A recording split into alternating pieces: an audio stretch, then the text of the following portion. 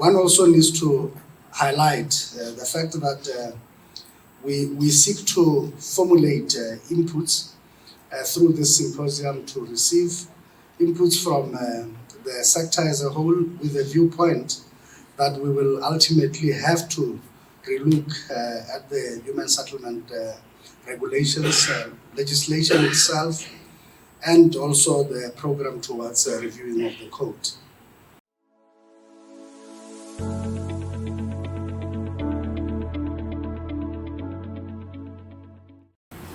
As the government, we have established a clear policy directive.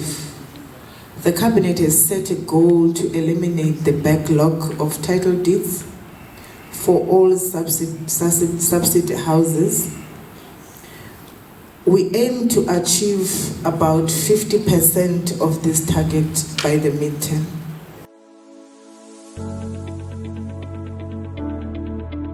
So the strategic objective for me for this is a platform to discuss, because titling can't happen, therefore, if the basics at the foundation of a creation of a human settlement have not been followed. You then need to reverse and then try and register.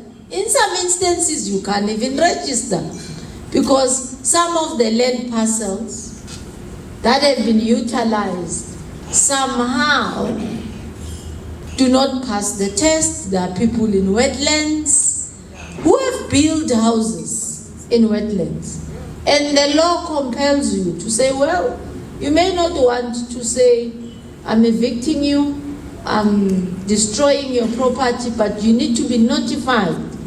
That incumbent must be formally notified that this is not a place where you're supposed to be residing.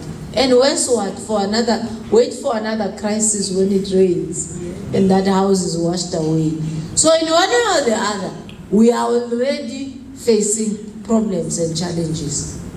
But we then lose the benefit, not only ourselves, even the beneficiaries themselves. If you can't title this house, you don't have its economic benefit.